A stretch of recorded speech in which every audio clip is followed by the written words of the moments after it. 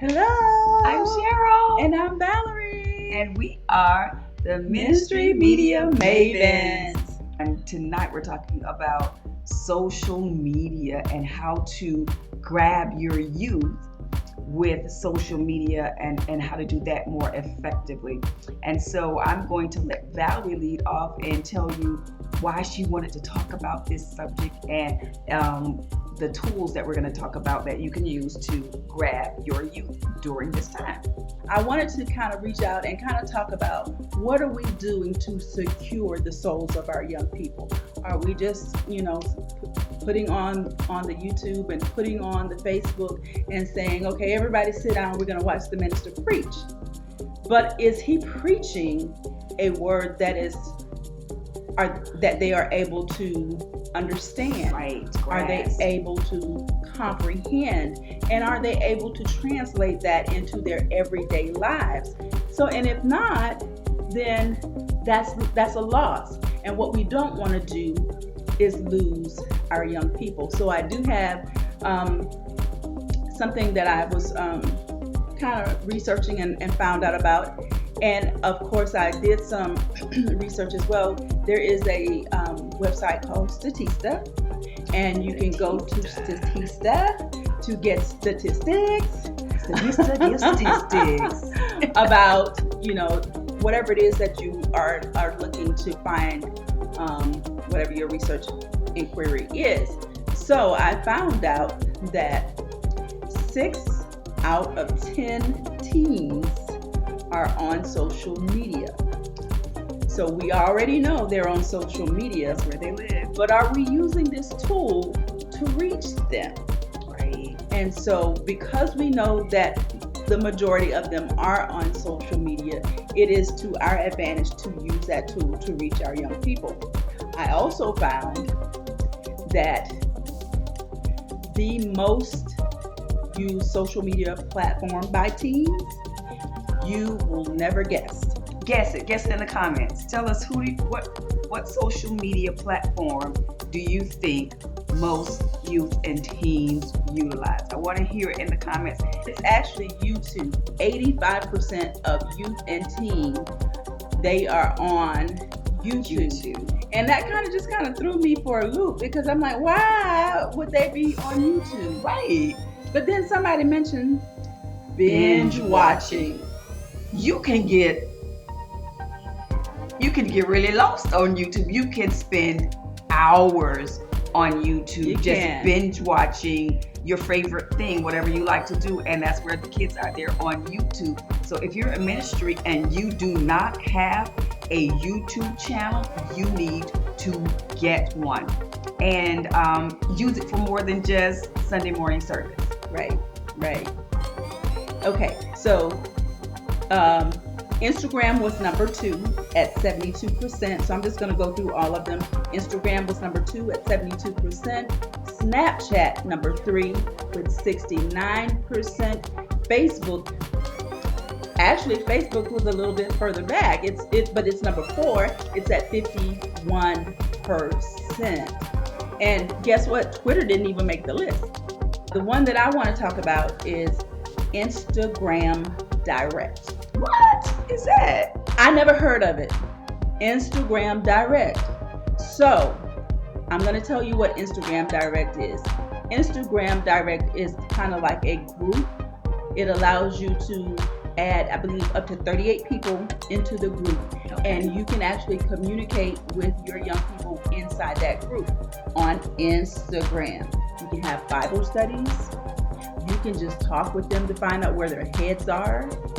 What they're finding is that we use social media. When I say we, our age group, we use social media as a tool to communicate. So young people, that's not what they use social media for. Young people use social media to become personal with each other. Young people want to be identified, and they want to identify with others that are like them. They are looking to connect. So if you're not connecting with your young people, you are losing them. And social media is not all bad. but we do know that there are some people that have bad intentions for our young people.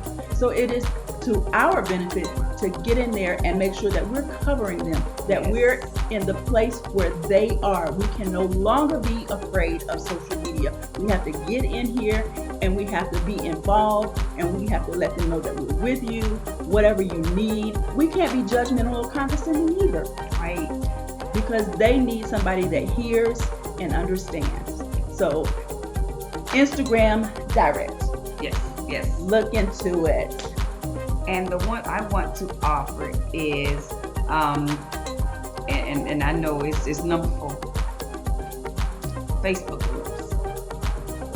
What we seem to have maybe be losing as we try to navigate this season, this pandemic, and all the cultural issues, the political issues that we're going through, is because we cannot meet, physically. We've lost community. Mm-hmm. And Valerie was mentioning how young people want community, they want connection. So we'll have to find silos for them where they can actually connect, where they can come together in one place and talk. And I was just in a wonderful Sunday school training. It was called Step Summit. Shout out to that Sunday school girl this weekend. And they had one of the young men that was talking about what they are missing as far as reaching them, what they need from the adults, what they need from the seasoned saints, is to give them ministry the way that they receive it, not the way we receive it, Right. not the way we want to give it to them, but the way they receive it. And so he was talking about, we're not going to sit still for a 2-hour service. We're just not if you don't want us texting each other and watching TikTok in church.